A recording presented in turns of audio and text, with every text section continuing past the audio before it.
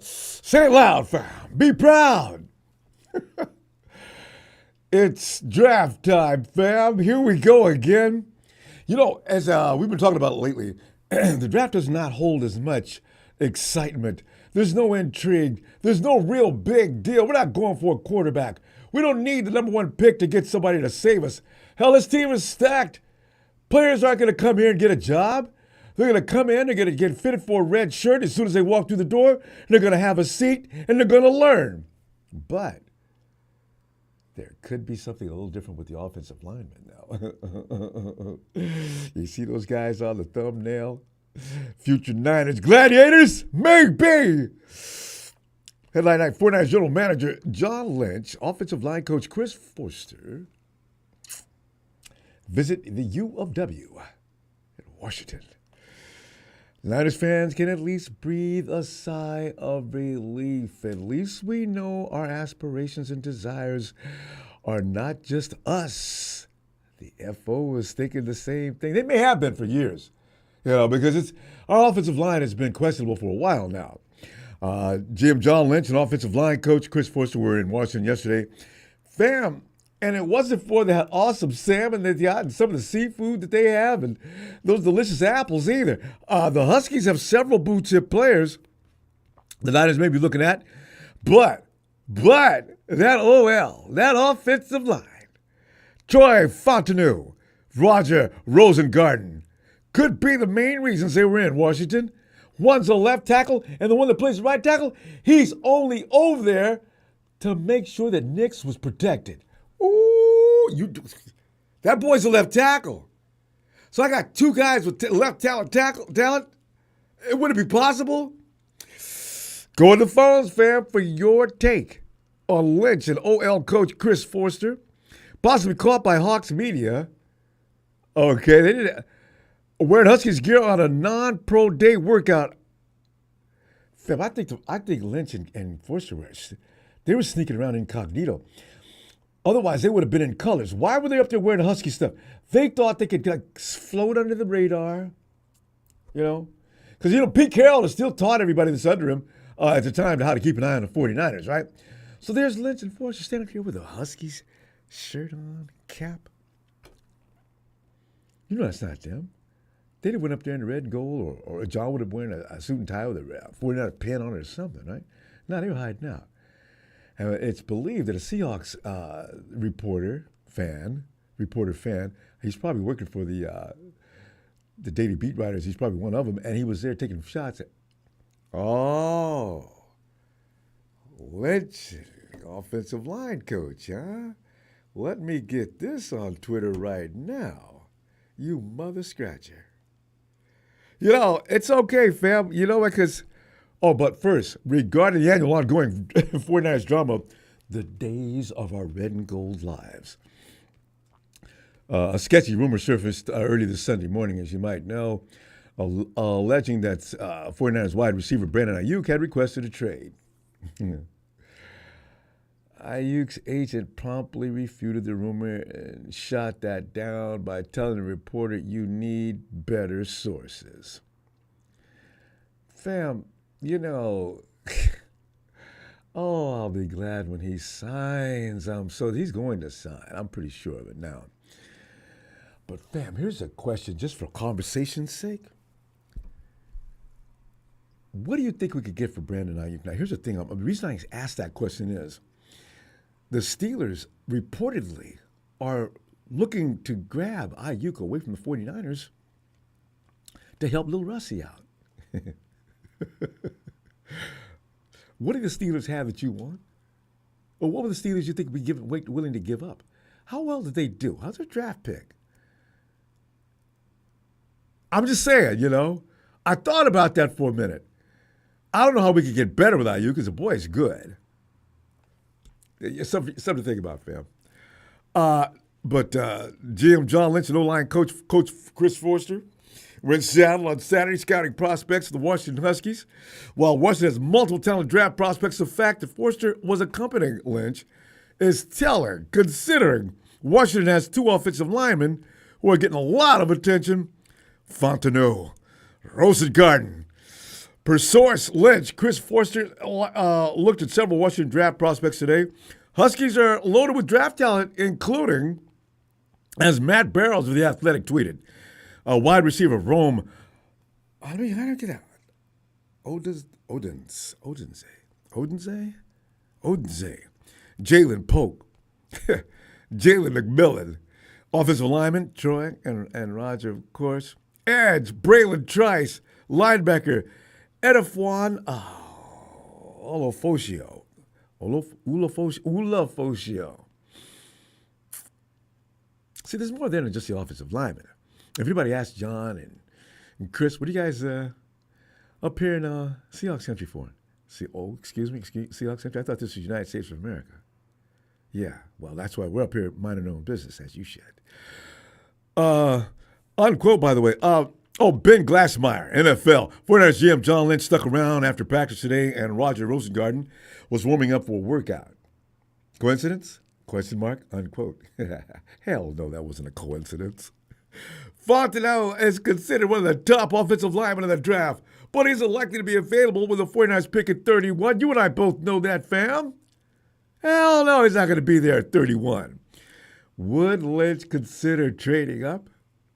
The 49ers need to address the offensive line, and although a rookie may not be able to come in and grab a starting spot immediately, but as a Fautanu, man, you're going to shadow Trent everywhere he goes. Now, don't be on the field when we're playing games during snaps because they'll float a flag on us. But listen, I want you to keep your little notebook or your phone, whatever you take notes in, you make sure you watch everything he does. We want you to emulate him. We want you to bring to the table the same thing that he does in the future. I'm just fantasizing. We're not going to get Fautanu. He's too high up in the draft. Fautanu goes in the top 10. Everybody wants a good offensive lineman, fam. Offensive linemen are going to start going number 2 and 3 at some point soon. People are tired of watching the quarterback get buried because he can't do anything with the defense.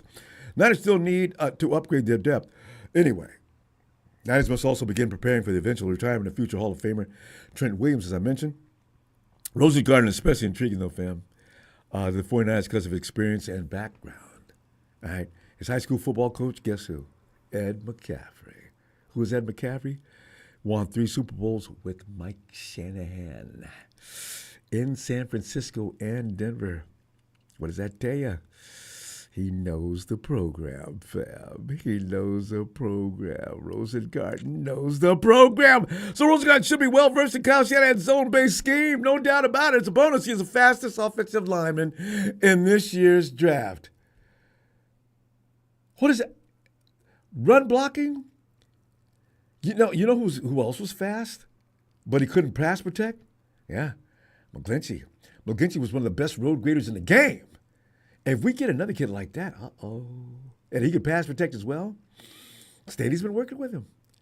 His resume reads to be an excellent fit for Shanahan's offense, and as I mentioned, All-Pro Joe has been trained in Rosengarten. Bam, there are plenty of connections between Rosengarten and the 49ers, and Lynch and Foerster got a good look at him yesterday. I want them both, though, fam. Trade up past the Hawks and grab Fautanu, and use the rest of the picks left to grab Rosengarten as early in the second round as possible. They say he may drop to the second round. Probably not, just because teams who know the 49ers are after Rosengarten, they're going to go in there and get him even if they don't need him. That's how irritating the 49ers have become to the NFC. Fam, no matter what you think about the 49ers, we have dominated for years. We just can't get out of the NFC, get to the Super Bowl, and take that. But the 49ers are 2 trophies behind where they should be. 2. Minimum 2. We should be talking best NFL team in football history since the Super Bowl era began. No question about it. They've got to stop shooting themselves in the foot in the 4th damn quarter. But you know what? What if we had even as much as Feliciano playing that last snap? You know Brock Purdy. It's like they mentioned about him. They were talking about him the other day. Logan, what's Logan? Logan called him that dog. He's going to get paid more than anybody. As far as a quarterback goes, look out. I love the way he talked about Brock, too. See, people still like to call Brock a product of his guys around him, right? Logan said, no, man, he was out there. Shanahan says guys go out there and they can make a few mistakes. Brock was having a bad day, right? Shanahan said a lot of quarterbacks I've been with, they go out there and make a mistake, and the first thing they do is start checking the ball down, trying to be careful. All the fear factor becomes the dominating thing in their body, right? He says Brock was still out there fighting and slinging it. Going into the fourth quarter, not going down with a fight. Hell, yes! People, hey, when people talk about Brock Purdy, you defend him and you do it with no shame. The SOBs don't know what they're talking about. They do not. Brock Purdy is legit. I know it's madman raids. The Niners have other needs to ensure the future, but I'm so tired of having to just have an acceptable O-line. If we give that kid a good O-line, there's no telling where he may go with it. I'm talking about Brock. The BCB. Is that right? That's it, George Kittle named him. I'm not going to. You find out what it means yourself like I did the other day. But I want to build a fortress in front of him. If the 49ers can pull that, I don't care if we have a trade one left. If I got Rosengarten and Fautanu in my locker room, I'm happy as a hog in slop in July. Should I say a hog in mud puddle in July? You know how pigs love. Well, you have to be country to understand. Okay. Fam, but what are you thinking on this matter? And can the 49ers get better trading Aiyuk? Can they? Steelers want him? What would they give up? I don't want him to go. I'm just thinking. And word on the street is the Steelers want him pretty badly to help little Russie out. All right, let's go, fam. Give me my head. Oh, Mr. Blockhouse. Once love, Ronbo. You're the best. Your opinion on OJ Simpson. You know the reason I didn't say anything about OJ the other day? You know, that's a real sensitive subject. I don't know. Fam, I don't know what to say. I really don't. I've not known what to say for a long time about that. Because, OJ Simpson was one of the best running backs of all time, if not. Maybe win the top 2 or 3. But he's not going to be remembered for his prowess as a football player, and that's unfortunate. Most people are going to remember him as what took place with his wife and her friend. And I just as soon not think about that. So Mr. Block, if you'll excuse me, and I just as soon not say much about that, okay? Because it offends people one way or the other. Okay, are we good? All right. But thanks for that contribution, fam. Matty S up. Matty. Yeah, buddy. What's going on, man? Oh man, I'm thinking about what's going up around your area up in Washington, man. I think the Hawks fans. I think they were shadowing our people as they came out of the airport. I don't know where they get their intel from, but they might have known that Lynch and Foerster were coming to the Washington area, and I'll bet they sent people out immediately to trail them. Because those photos were definitely Lynch and Foerster didn't know about that. No. Guarantee you. What the hell? I don't know. I think it's a good move being up there checking that stuff out, but at the same time, I had this twinge in the back of my throat, like when I see a Seahawks logo. The same feeling I get when I see a Washington Huskies logo. I get a little throw up in the back of my throat. Oh, that's right. You're an Oregon guy, right? But yeah, we hate the Huskies. But we hate the Huskies like the Niners hate the Rams. Oh, that's serious. Woo, yeah, that's serious. Yeah, it is serious, dude. The only other team we hate that much is the Oregon State Beavers. Those are our 2 hates. We hate them both. In the Bay Area, it's Stanford and Cal. Yep. That nobody cares about San Jose State and any of the surrounding schools. But Stanford and Cal, that is a bloody war every year. And I imagine you're talking about the same thing. So I understand your pain. But they got a couple of good football players that could help us out.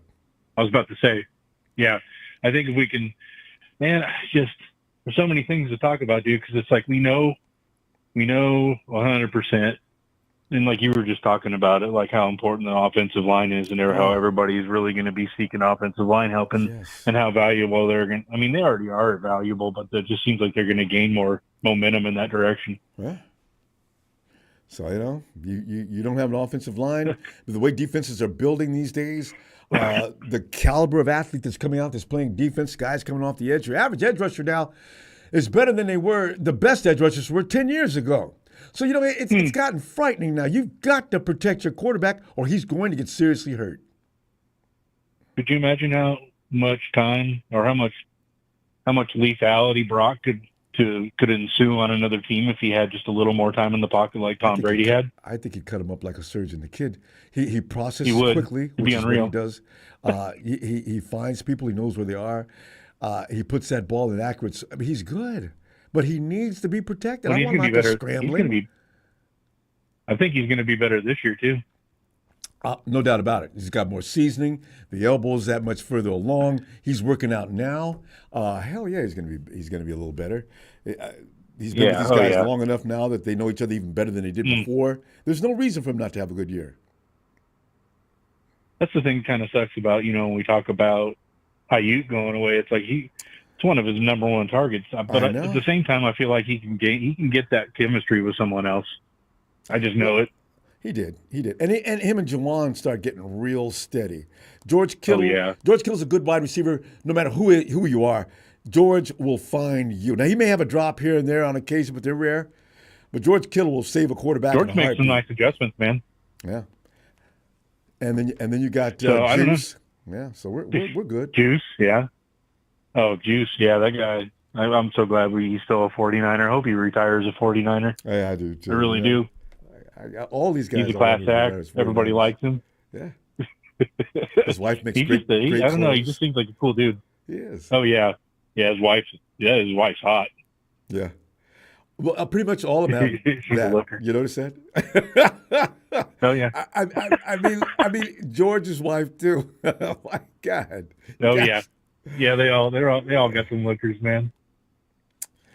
Well, but as far as Aiyuk, man, like I dread the fact that he would even go. I don't want to send anybody to. It's fine. Like it's not about the Steelers. It's about sending them to Russell Wilson because I still don't like that guy. That I didn't consider that. You're right.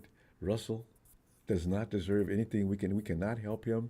I don't care where he goes. It's like helping the Seahawks. Yeah, he can go to. I know it's not, but it feels like it is. Yeah, I know, right? That's my feeling. I don't know. He beat us last time we seen him. Don't send him to the Ravens.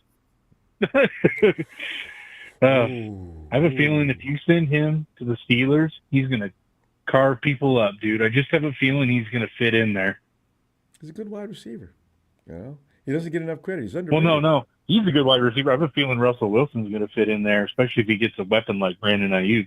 He's going to be just tearing shit up because he's not at the end of his career. He's still got some juice left. Yeah, he kind of picked up some momentum at the end of the last season. Yeah, he did. He was getting used to the program. Well, and then didn't we play him? Did we play him? No, we dodged in Denver him last year or the year before. He got us the year before, yeah, and lost that game. Was that stupid score? It's like, man, it just, dude, it felt like I felt like we were playing the Seahawks again, man. Like it was just I was having flashbacks. Well, we all share your pain. Because Russell Wilson, but you know what? if the question is though, can we get better without Aiyuk? And my answer to that is probably no, because whomever you bring in is going to have to adjust. It's going to take time. We don't have a lot of time. This year and last year and the year before, where the Super Bowl window was at its widest, we were supposed to capitalize in one of these past 3 seasons, or two. Oh, we're stacked at receiver. Yeah.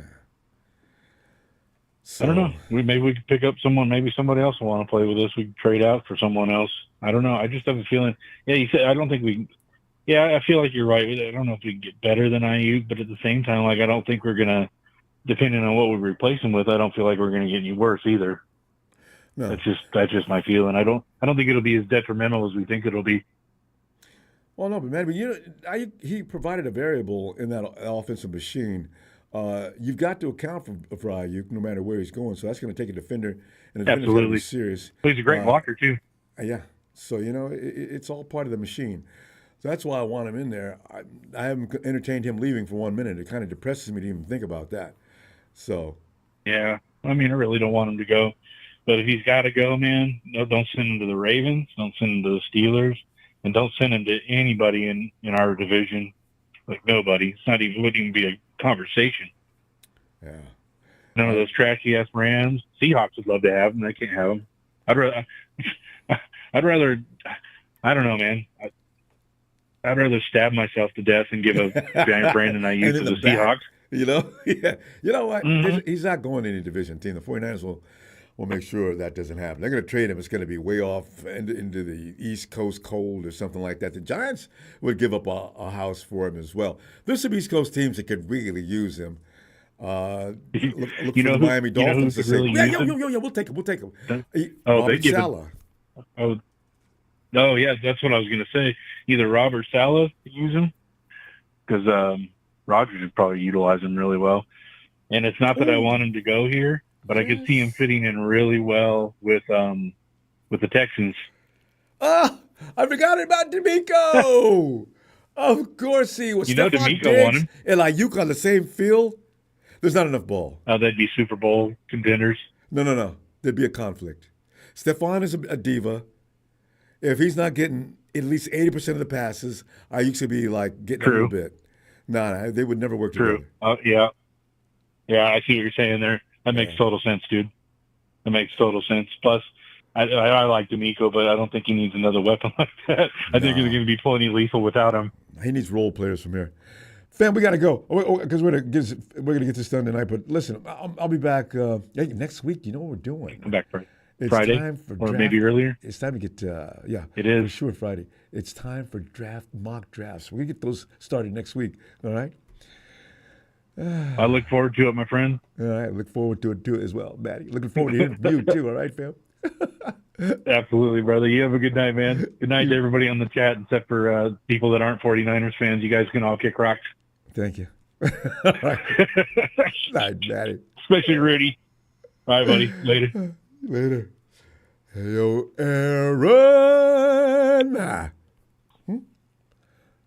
Oh, I'm sorry. That's a different post. Mr. Block, I apologize about OJ. But anyway, pre-draft trade. Yeah, no need to apologize. I mean, it's a good question. A lot of people are asking it. And, it's hard to say anything. It's like that you have to refer back, in this case, not everybody's case, when you talk about the Rams fans or something like that, you don't have to. But, you remember Mom said, you don't have anything good to say, don't say anything at all? Well, yeah. I got to apply that thinking. But Mr. Black Ice thinks, no offense, I'm not bothered. No. Okay. Anyway, pre-draft trade. Aaron. What is up, Ronbo? Aaron, man, we're sitting here. Well, you know what? Because the fact of the matter is, we're running around here now in disguise. I know that Lynch and Coach Foerster were not intended for big photos to come blowing up on Twitter or X, as it's called now, with them up in Washington looking at those two offensive linemen, and they weren't there for anybody else. Make no mistake. And then, of course, you got Brandon Aiyuk. His agent came out and told, what is that idiot's name, that reporter, to step off. I think his agent's name is Ryan Williams. Yeah, no, I'm talking about the reporter that came out with that madness. Anyway, he is really wrong. So he's getting bombed,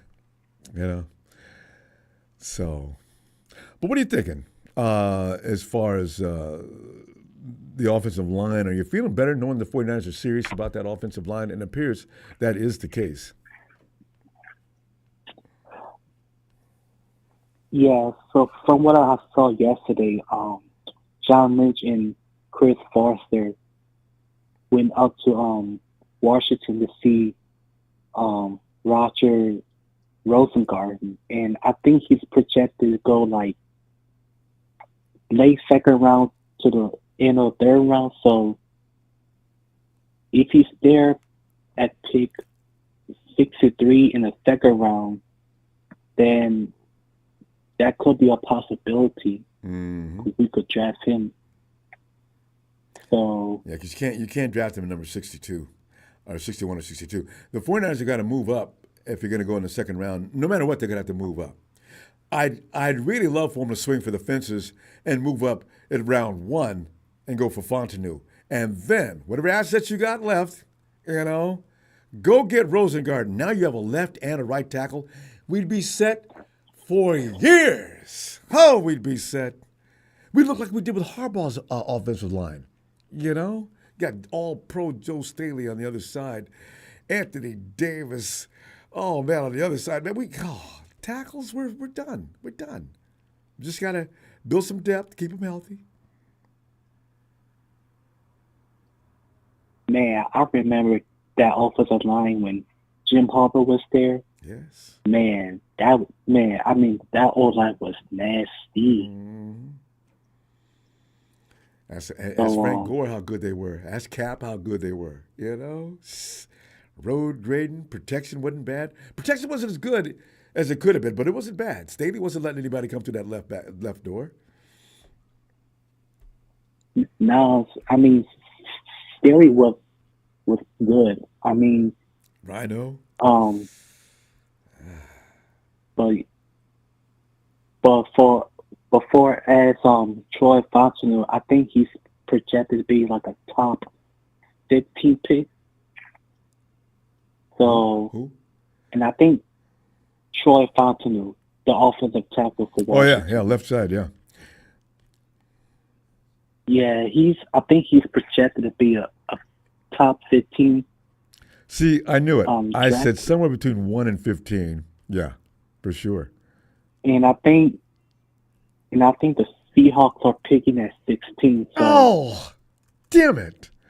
They're going to get him. There is no doubt about it. There's none. And that's why they're concerned and not happy with the 49ers hanging around up in Washington. If the 49ers trade up to number 14, oh, God, I'd be so delighted. Do it the last minute, Don't do it too quickly so that the Hawks don't have a chance to play leapfrog and go to 13. This would be a game between the 49ers and the Hawks as who's going to get Fautanu. And then go to Fautanu. Well, Troy, who do you want to play for?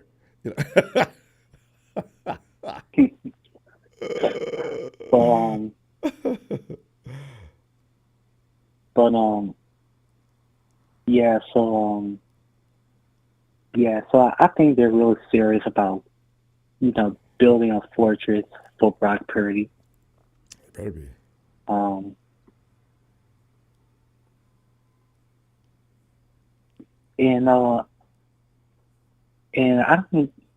I think they're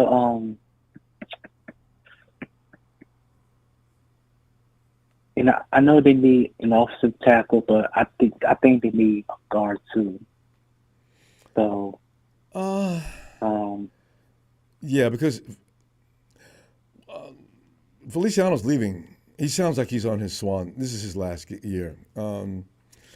Aaron Banks was hurt last year. I'm going to give him a break. I still think he's strong. Hopefully his toe is okay this year. But Banks stayed out in the field and probably should not have been out there. He was good, remember, the year before. So I'm not worried about Banks. I need depth behind Banks. Feliciano's leaving. We need a right guard. And I think a center could be a possibility too, because Jake Brendel is, he's okay, but he's serviceable. But if you can upgrade, you do. Yeah.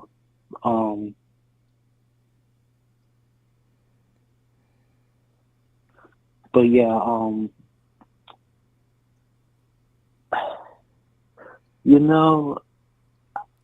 I think from what I read on Twitter today, I think Matt Miyoko said that don't rule out the 49ers drafting a wide receiver in the first round.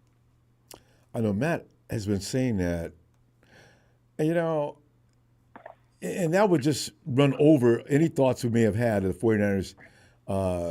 If they can't come to terms with Brandon Aiyuk, they would actually be forced to draft a wide receiver. I understand that. I just wish it didn't have to be in the first round, because reality is I kind of knew that. But I didn't not please not the first round. And as Big Show and I used to discuss years ago, you draft a wide receiver in the first round, he's going to turn to a heap of trash. They always get injured. Something bad happens to him. You get a wide receiver in the second or third round for summer, he just flourishes. But you get a first-round wide receiver. I don't know. There's been a couple of exceptions, but don't get a wide receiver in the first round. Please don't do that. Yeah, I mean, they could draft a receiver maybe in the third round or fourth. Yeah. For depth. Yeah, maybe even the second round might not be bad, but don't do it in the first round. Second round late. How many picks do we have in the second round?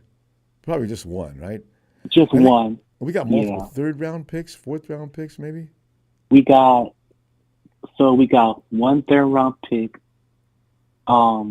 We got the late rounds. We got one third-round pick, four fourth-round picks, and Jesus. Yeah. So yeah, they'll figure it out. Fam, Aaron, we're gonna go. I'll see you Friday, and we'll be ready to get that pre-draft thing going. Okay, mocks. All right. All right, Ronbo. All right, Aaron. Appreciate you, Aaron. We'll see you this weekend. All right, Ronbo. Take care. You too. Night, Aaron. Yeah, John Frisella. You see John Frisella, just keep walking, fam. Your chat is overrun with fake accounts. Yeah, I'm going to start looking at those, and you can almost see which ones are not real. If I get a moment here and there, I'll pick them out. You can spotlight ones if you want to. Put asterisk. You know what? Okay, we'll work on that because it is getting stupid.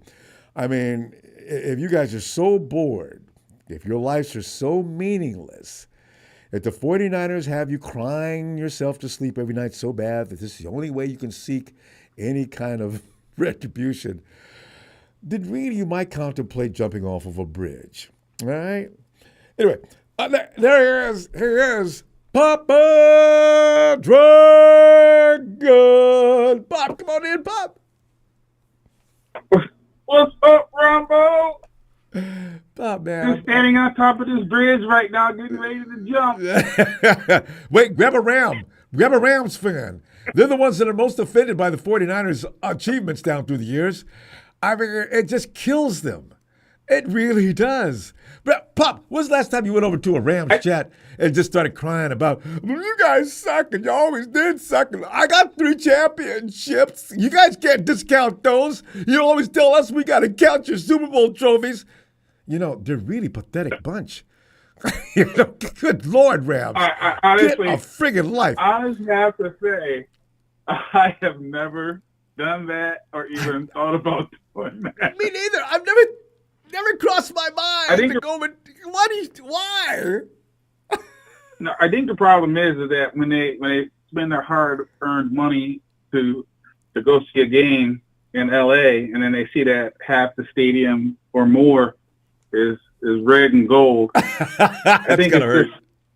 It's gotta hurt, man. It's like subliminal, It's just, they need some help, but there's like all kinds of mental health professionals out there that can help you. It's either you help or you just climb on board. Just join us. Yeah. Just join us.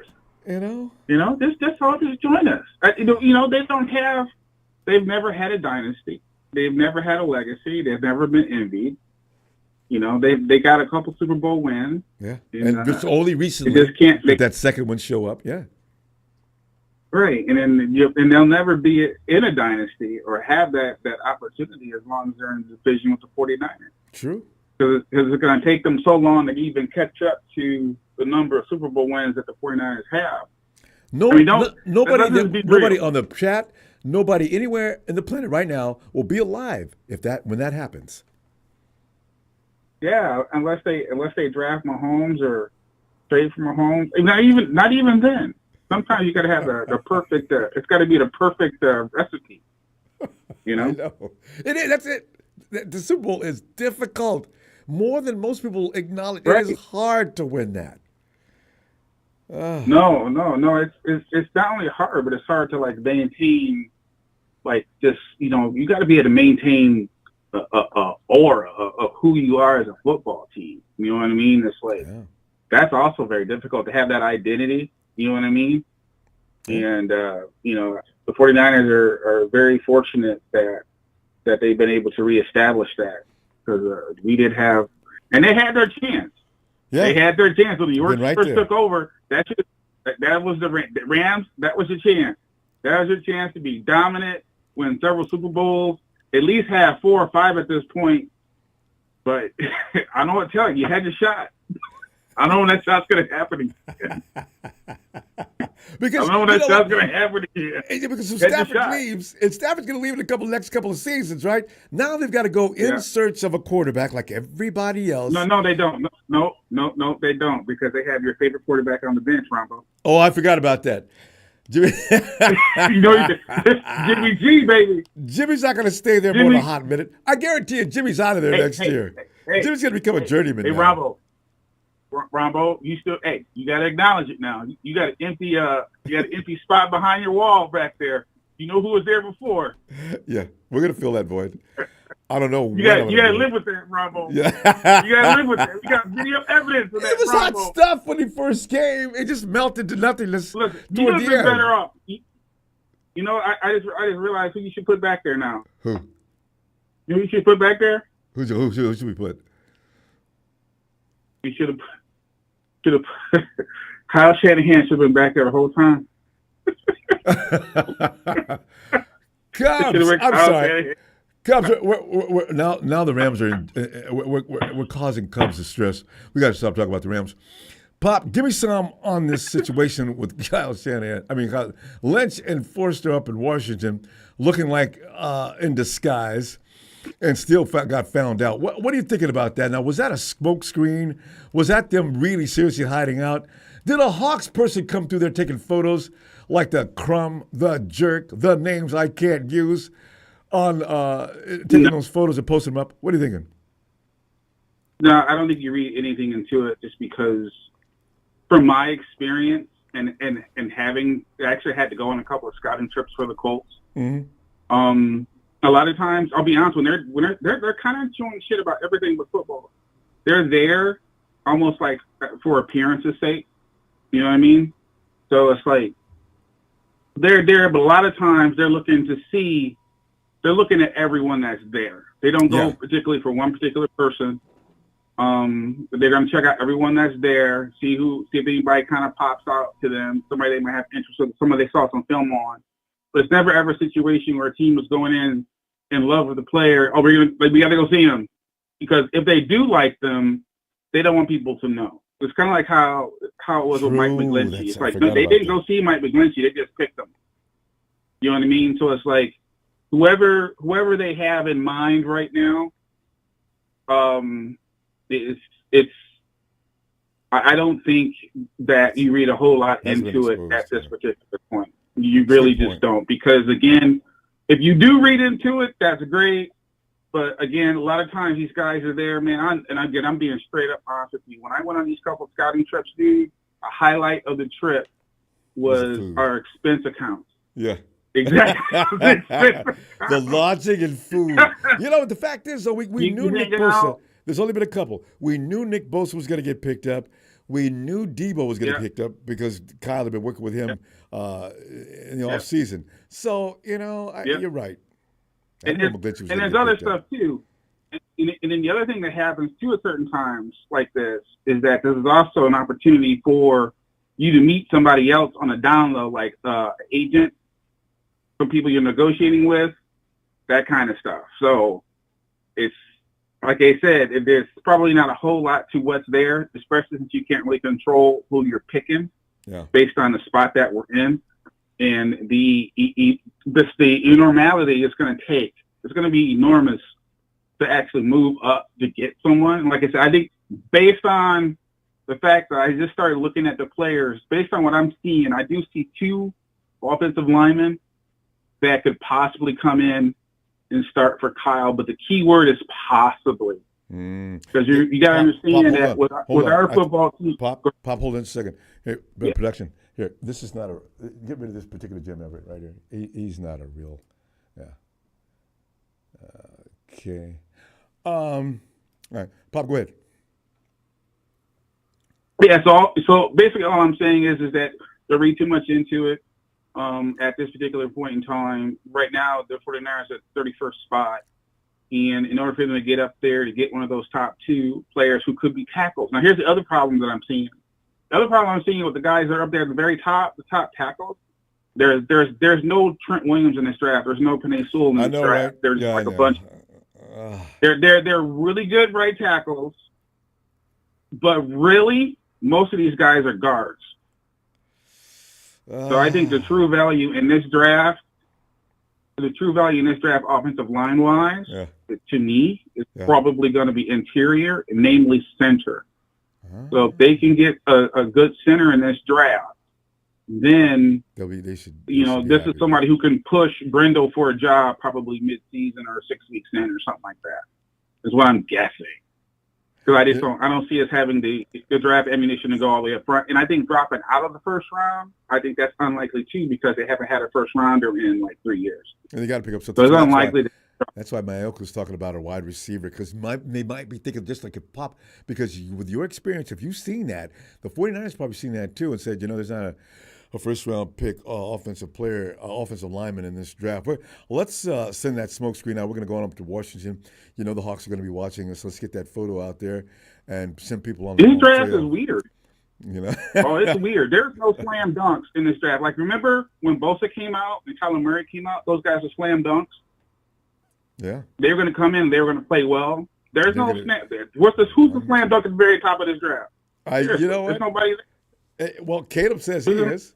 And the Heisman Trophy winner, everybody's saying he hasn't got it. He didn't do. He threw. How many times he threw the ball? 10 or 15 times in a championship game. Pop. It's the draft is a scary thing. You can lose your picks and just man. Anyway, Pop. No, it's not that scary. It's not that scary. I think that the 49ers are in a good spot. You just to get a good player. Get good players. They're a Super Bowl team. I think they'll be all right. The worst thing they can do is to draft an offensive lineman in the first round that should be drafted in the second or third round. Yeah, I agree. Pop, we're gonna go. Hopefully, Pop. I didn't get a response yet. I didn't read your response yet to my asking of you next weekend. So we'll get back to that. Hopefully, I'll be seeing you then. What? Yeah, I'll be there. All right, good. I'll send him. I'll give you some more details on how we're going to do that in case you forgot. All right, fam. Let me talk to you. I'll text you in a few minutes. All right. All right, Pop. Yep. Bye. And let's go on over to. There he is. He's chill. Phil, I could have anticipated Phil would show up on this particular time and tell us. I could have told you before the agent told you that Brandon Aiyuk wasn't going anywhere. I knew it too, Phil. I just wanted I would have said it. He's not going anywhere, Ronbo. I kind of knew it, but you get the noise. If you were going for a draft pick, they would have done it by now. Yeah, good point. Because we're only a week away. Yeah. That trade would have been made. And you know what? They're not letting Aiyuk go anywhere. He's too important for Brock's development. And has been all the whole time. Yep. So he's staying. And in fact, we're going to get more cap space when they sign him because they're going to give him a huge bonus. Huge bonus, and then that's going to be spread out over 5 years. He's scheduled for $14 million this year, but it's going to go down to probably around $6 or $8 million on the cap. So they're going to save about $6-7 million on the cap for this year, and they can rotate that to next year and use that money to sign Brock. So he's not going anywhere.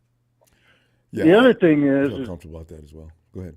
I'm looking at the draft, and I'm thinking, since we're picking at 31st, and it takes a lot of capital to move up in the first round. Yeah. You look at the draft trade charts, and you gotta pack up a lot of Rome Sports. As I was screaming and yelling about those two guys I'm watching, showed me that chart, I said, oh, my God, that's not going to happen, is it? No. Oh, God, it's cost a fortune to what get I up think there. What they do is they could either stay at 31 and get the guy I'm thinking about, or move back a few spots and pick up some draft capital and get the kid Frazier out of West Virginia. He's a center, and he's a mauler with a nastiness in him. And he would be perfect for the 49ers. Brendel's an undersized center, and he gets pushed around. Yeah, he gets pushed around. So if you get this guy, you got a kingpin in the middle of your line, and then you move up in the second round with your second pick, and just say you take the pick for that you got for Trey Lance from Dallas in the fourth round. You package that together and move up into the second, because your trade value is easier to move up in the second round than it is in the first. And then you get your tackle. Yeah. So then you get a center and a tackle in the your first two picks, and then you still got your third, your 3/4, and a box load of fourths. Yeah. Yeah. And then you can fill in the depth pieces. Like, let's say if you want to get a corner, or if you want to get a linebacker or a safety, or you can use those other picks to fill those needs. And they do better with those fourth, fifth, and sixth round anyway. So yeah. So that's my take is what's going on. That's why they're looking at that the kid from Washington, the other tackle, Rosengarten, is because he's penciled in to go into early third, and you might be able to pick him off with your late second round pick. Yeah, because you figure Staley, they're going to trust whatever Staley says about him now. If they went all the way up there to check that out, it may mean something. Then again, it may be nothing, But if Joe Staley's working with him, Joe's going to tell him thumbs up or thumbs down on that. But if you could get a big-time center and a tackle, that would shore up, because you can get a guard later. Yeah. Guards are easy to plug and play. Centers are not. Yeah. You have to know all the calls and all that stuff to play center. Especially Shanahan's offense, this guy's got to be sharp. Frazier, is he? Yes, he is. 4.0, grade point average, all academic team, all academic, all American in high school. I guess he can comprehend Shanahan's offense. Plus, he's a four-time state champion in wrestling. Oh, wrestling. Oh, yeah. Yeah, he's a grappler. He knows how to deal with any charge of defensive lineman. So I mean, that's what I would do. And he's picked to go in late first round anyway. Uh-oh. And he's the second best center on the board on everybody's. Who's the top center? Starts for best centers. Yeah. You say he's number two. That's the way I would go. But Phil, who's the number one center as far as the draft? When you're picking 31, you got to see how it plays out, and then you just go for need and what's best on the board. So yeah, you don't have much choices. Yeah. Phil, you mentioned he's number two. Who's number one as far as centers go coming out of the college draft? Oregon. The kid from Oregon. Get his name. Yeah, Powers. That's what Maddie must be talking about. Yeah. All right. Yeah, but he's going to go like in the 15, 16, somewhere in there. I know. He'll end up in Carolina. Because the Panthers, they need all kind of help. Like Papa Dragon was saying, these tackles, there's no Trent Williams. Yeah. They're good. They're deep. But you can get a good tackle, in the second round. If you could use the word good. Yeah. Yeah. We don't need to tackle in the second round, because it's a deep draft for tackle. It's not there's not that one guy that stands out above everybody else. Phil, real quick. So there's not much let me ask gap you this. between, the 10th best and the first best. Phil, let me ask you this, since you went in that direction. Would you be interested in trading out of the first round? Oh yeah. Well, let's say you're eyeing Zach Frazier at the center, he's penciled to go in early second round. So if you could trade back a couple of picks, because you know KC's not going to draft a center. They've got one of the best in the league. And so if you could go back a few drafts and pick up another pick and then package that with your second and move up in the second, then you can get some decent players with your picks. It depends upon how the draft board looks. Phil, you know what? But I wouldn't have any doubt, to move back if you get another pick. You know what? Not to be surprised, pick number 31 is on the clock, and the 49ers have traded down to whomever. Let's say Houston. And that's going to take place toward around 25 or 26 or 27. The 49ers will be working the phones. Yeah, and then when they get to 31, because they're not going to make up their mind until... Say 35, 34, somewhere in there, and then pick up another draft pick, say another third rounder. Then you use that parlay that third rounder and your second rounder to move up in the second. Ooh. So then you got two high second round picks, and you come out with the best players that you want. So, there's ways around this. But you have to have two to play. Yeah, we got to stop glamorizing round one. There's so many bombs that come out of round one. I mean, every year there's a bunch of busts. Well, we've had a couple of them. So you know what? I'm going to get myself comfortable. Of all round one picks, do not get their fifth-year option taken. Isn't that terrible? We got to go, though. 40%. 40%, that's terrible.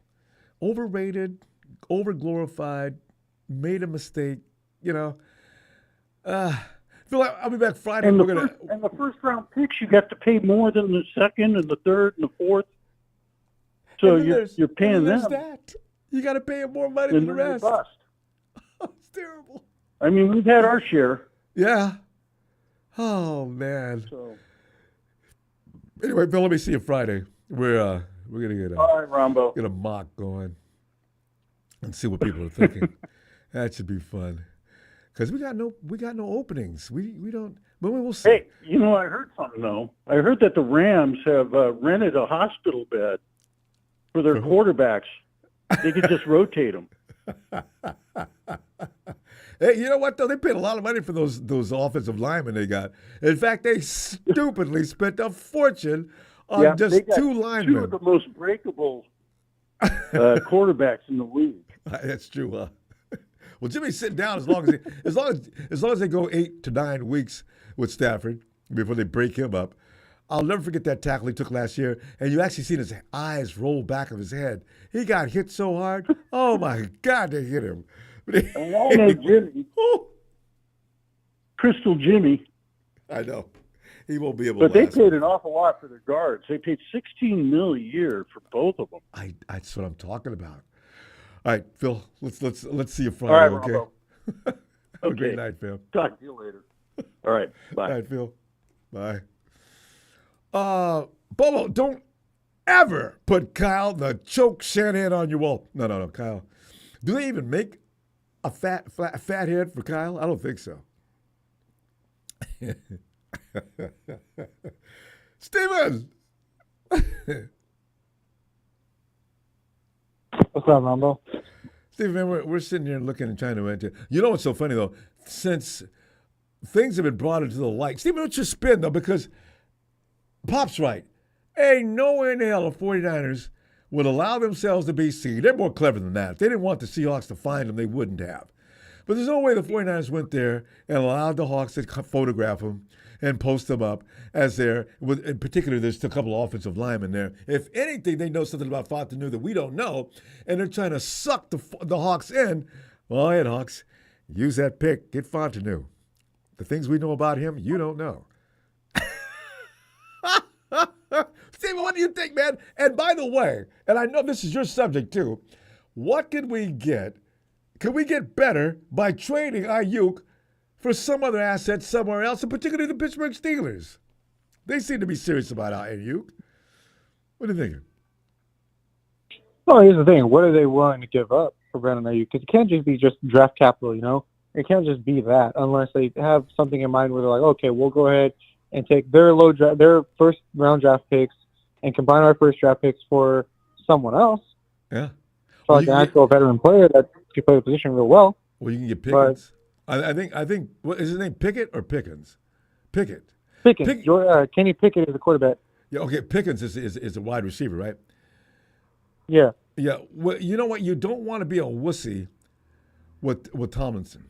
Can you imagine what he did last year? Tomlinson still got to be smoking about that, but being the individual and gentleman that he is, he's not saying all he feels about that little move.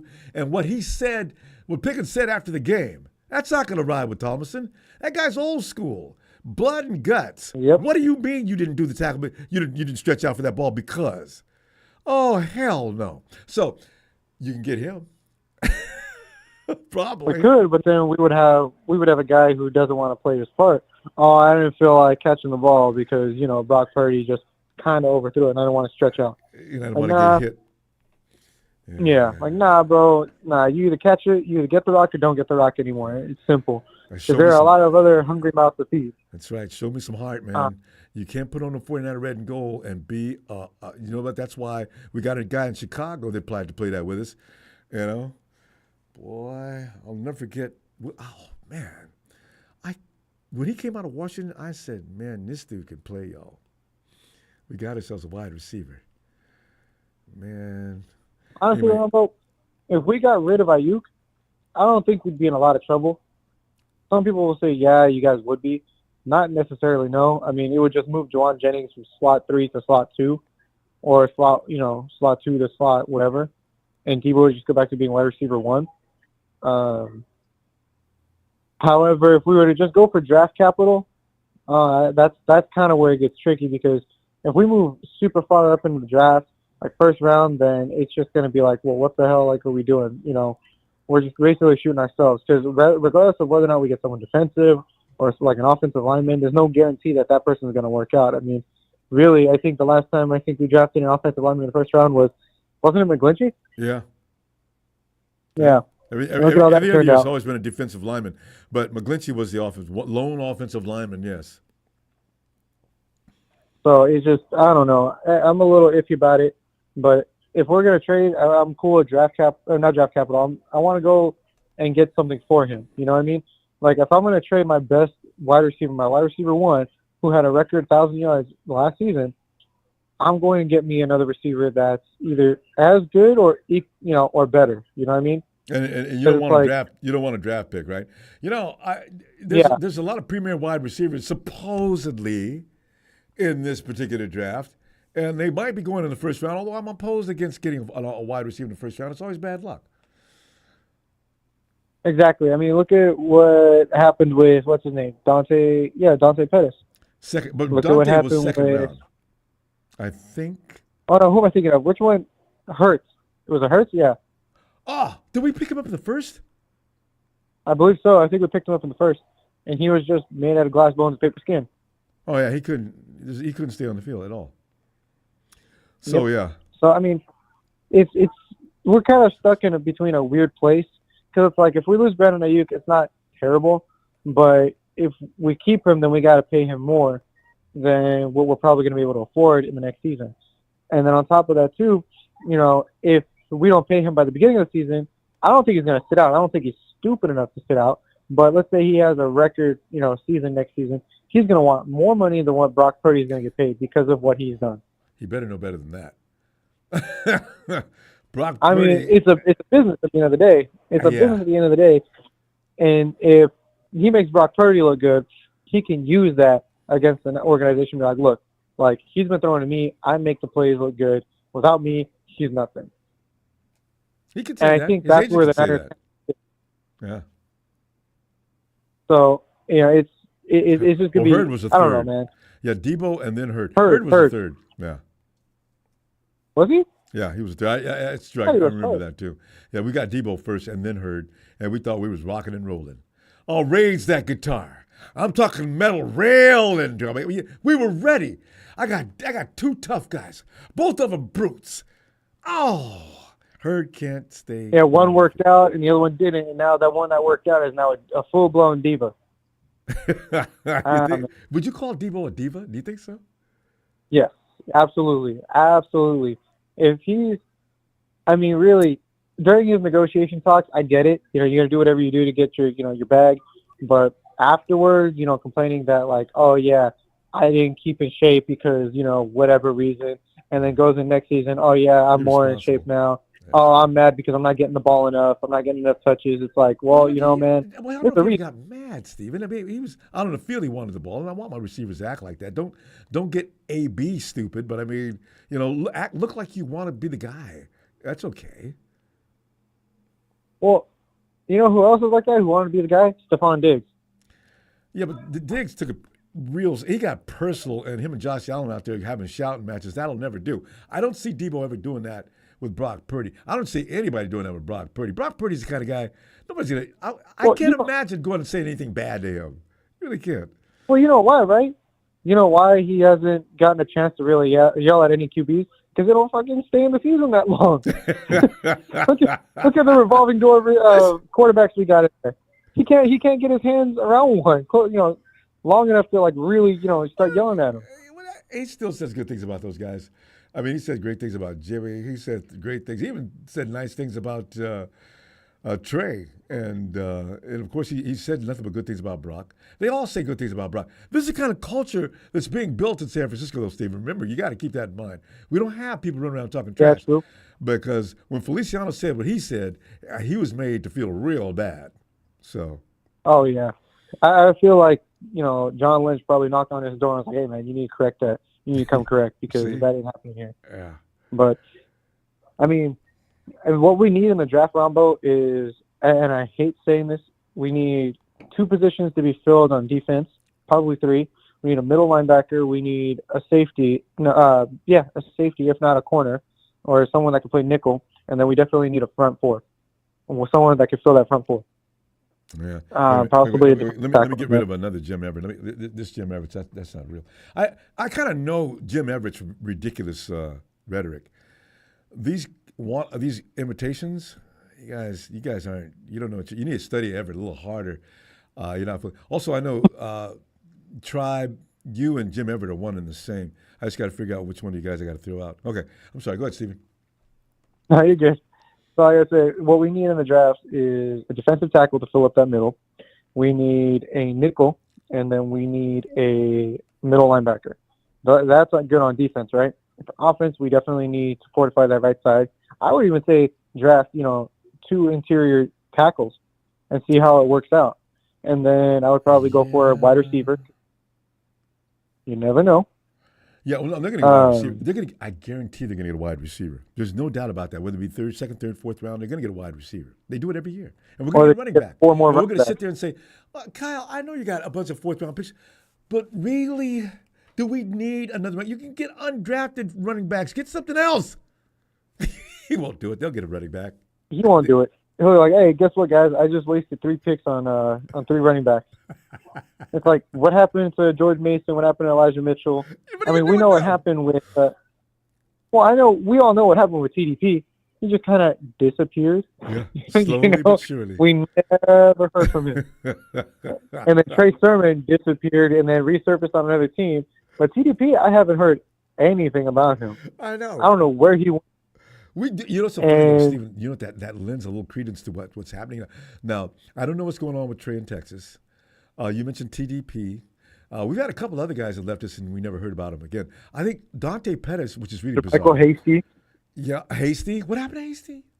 I thought he was okay. Yeah, I thought he was good. I thought he was okay. You know, I was like, okay, cool. You know, we got a good running back. Yeah. It was weird. That was a weird cut. And I was like, why would you let go of Jermichael Hasty? I mean, I understand you would keep, you know, not keep, but like get rid of Ty Davis Price. Right. But like to cut Hasty, who actually showed some promise, that was weird. That was a really weird thing. Those jump cuts were pretty. Steve, we ran out of time. Let me see you this weekend, and let's get into this. The draft is only a couple of weeks away. Let's get ready for that. And get back to that lovely little dog. She's asleep by now, I imagine. 2 weeks. 2 weeks from now, we're going to see who the Niners select in the draft, and it's either going to make or break us. We're either going to be happy as fans, or we're going to be like, we're going to be mad as hell. I know. And then they're going to say, and the Eagles have won the draft this year. Oh, we knew it. You know, every year Howie does a better job than we do. So what? Well, you know what, Ronbo? The Niners are really good at deceiving certain teams because look at what we did with the Patriots, with Mac Jones. I know. Greatest finesse of all time. It all could be diabolical plots. All right, Stephen, we're going to roll and I'll see you Friday, okay? Always a pleasure. All right, see you Friday, Ronbo. Looking forward to it. You're my best little Rome, little lady, and Mrs. Stephen. Night, fam. Good night. And let's, well, it's a big show. Show, get in here, man. What's up, Ronbo? Show, your time of the year. You're the guy. Is the question? Oh, absolutely. It's like Christmas in March or April. I'm telling you, you're the guy. And I tell you what, Mississippi State, CB DeCamerion. Is that Decamerion? What's his name? Decamerion Richardson. Is that guy any good? You have to show me his name. You have to. I know he's got a weird name. Oregon safety Evan Williams. I have to look him up. You gotta look him up. Okay. For you to get back to you on that. So shockingly, instead, I should ask you who stands out in your mind. But go ahead with what you were going to say. You can talk about regarding the Brandon Washington and Brandon Aiyuk. Go ahead. Regarding the Brandon Aiyuk situation, I'm not going to believe anything until all the I's are dotted and T's are crossed. Okay. Until then, everything is up in the air to me. There's no timetable to trade him. You could trade him day 2. You could trade him day 3 for future picks, and et cetera, et cetera. It's all a matter of the fine print and details that gets a deal done. And I think something will happen draft week, our draft weekend, and we'll go from there. Because, like I said before, how are we going to afford $50 million, $60 million tied up in wide receivers in the coming years? Big Show, you make a good point on the fact that you don't have to trade him day 1. And we'll be just fine without Brandon Aiyuk. I don't know why people are tripping. Like, look at us in 2019. We had the most mediocre wide receiving core in the league in 2019, and we still managed to make the Super Bowl. And I can't argue with that because we had one of the best running backs in the game that year, Mostert, like we do now. You could just redesign that offense. But so whoever we select in the draft will be just fine as Brandon Aiyuk's replacement. I don't know if I can agree with that, but still, yeah. Can we get away with what we got away with a few years Kyle ago? Kyle knows how to scheme him open, so I'm not worried about that. And these guys have hands, and they're good, and I'm not worried about that either. And as far as the offensive line situation, I'm glad to see they're taking it seriously now because that's been our Achilles heel ever since they've been here, and they know that. And they finally are waking up and realizing that and knowing that. And shockingly, I disagree with Phil and Papa Dragons. There are a couple of offensive tackles that have the potential to be Trent Williams, and they're going in the top 5, top 10 this year, and that's Fautanu from Penn State and Joe Alt from Notre Dame. Okay. So they have the potential to be Trent Williams 2.0. But as far as our situation goes, I would not be surprised if we selected either Troy or Roger because we need to eventually find Trent's replacement because he's not getting any younger. No, but I say he's got one more season left in him. Joe Staley retired at 35. But do you go along with the thinking that there may not be anything near equal to Trent Williams this year? And no, maybe it might be a waste of pick. No. Okay. Who do you think who's equal or could have the potential? Like I said, Joe Alt and Fautanu from Penn State. Okay. And Joe Alt from Notre Dame. Yeah, they're ranked. The guy from Penn State's ranked as the best in the college ranks, isn't he? Yeah, he's one of them. Okay. So, and that's kind of what I wanted to say tonight. That's kind of all I got tonight, Ronbo. And I'll talk to you soon. And take care. All right. Thanks for that contribution. Ciao, everyone. All right. All right, Phil. There you go. And Show's always had no problem letting players go. Now he never wraps his heart around any player. Usually, Show he'll wheel and deal anybody. I always wondered though, can you wheel and deal the wrong guy? It takes time to build continuity and chemistry. You don't want to keep shuffling players around too much. And you don't want to shuffle around coaches either. I think our defense would have been a lot better had DeMeco not been so ready to go be a head coach. But look what DeMeco did. Look at Robert Saleh, one of the best defenses in the game. He just couldn't find a quarterback. He's got all of our coaches pretty much know what they're doing. Look at what's his name goes over to Green Bay. He turns him into a team. Look at Mike over in Miami. Now they've got some issues, but they're competitive, and they're usually going to be in the mix. Hey, let's bring it. Hey, Jalen. Don't forget about Robert Saleh, Ronbo. I thought I mentioned him first, but yeah, Robert Saleh just needs somebody other than Zach Wilson, and that defense he built. Oh my Lord. Ooh. Yeah. See, Ronbo, if you were to ask me, first of all, Ronbo, man, how the hell you been, Ronbo? I ain't talked to you in a minute. We missed you a couple of times. I saw you on the other day. We couldn't get to you fast enough. You must have been busy. But yeah. Oh, nah, Ronbo, I was KO'd, brother. Yeah. It was late. Yeah, I was asleep, knocked out. Yeah, but yeah, Ronbo, if you were to ask me the question of, usually I have complaints about Kyle Shanahan, as someone should after this long. But you'd ask me, who would I pick up as a head coach? Ronbo, if DeMeco Ryan was still on our staff and you were to ask me that, immediately I'd tell you DeMeco Ryan. You know what? You wouldn't get a lot of pushback either. A lot of people would agree with you. Ronbo, I would think about that real hard. If Robert Saleh was still on our roster, I'd say Robert Saleh. I wouldn't mind him being our head coach. Well, he made a mistake drafting Zach, so I'm not sure who helped him with that, or if that was his decision. I doubt it, Ronbo. He's not an offensive guy. I doubt it. Because he hasn't missed on any of his defensive picks. So I doubt it. Boy, I know that's right. Yeah. So, I doubt it, Ron. I really doubt it. I guarantee you the organization probably said, we want Zach. But I guarantee you Robert Saleh wanted Justin, Ronbo. Yeah, because he probably takes a page out of Kyle's thinking. Or he wanted our boy over in with the – I don't know. No, over the Patriots. Mac Jones? I think Mac would have been the choice of Robert Saleh. Hell no. We're finding Mac Jones was not going to get picked at 2. That's insane. Listen, Kyle thought about it. He could, but they could have waited and saved that pick. If you're going to run a risk, run it at number 13 like the Patriots did. And by the way, Ronbo, we could have got Justin at 13. Well, I know. But they could have Kyle would have did better with both of them than the teams that they went to. Oh yeah, quarterbacks don't need to go to Chicago. Oh, if I'm saying, we didn't have to lose all the draft picks for nothing else. But the thing is, you don't want to go to Chicago if you're a quarterback. Oh, Caleb, you're in trouble, man. I wouldn't want to go to New York. No, but actually, you don't want to go to New York for a number of reasons, and you go over there and mess up. And boy, oh my God. You can't walk out your front door. Die, Ronbo. Mm-hmm.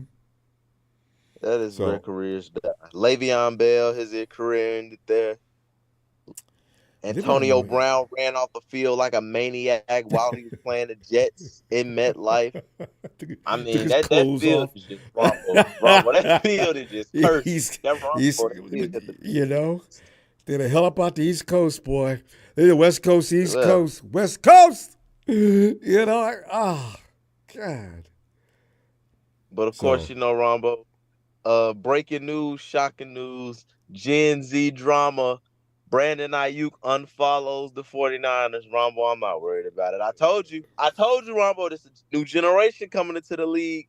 Ronbo, I told you, we bout our stuff. We don't get what we want. We gonna make it real clear. We don't like that. We ain't no hold in the tongue. There's only so much we can do. I need my money. Brandon, he pissed. He want his money.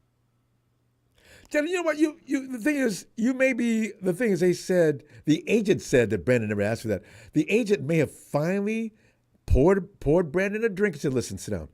I want you to cooperate. Listen to me. I want you to cooperate with me and let me do this. Now, you can't. There was no need for you to make it public that you washed down your walls. And I'm going to tell everybody you did not ask. I know you did ask for a trade, but I want you to let me undo that, and let's get somewhere with this team. You want to stay with the 49ers? They're going to pay you just as much as the next person. But you got to wait a minute. And I can see him having that conversation. And Brandon finally relaxed because he's high-strung, I can tell.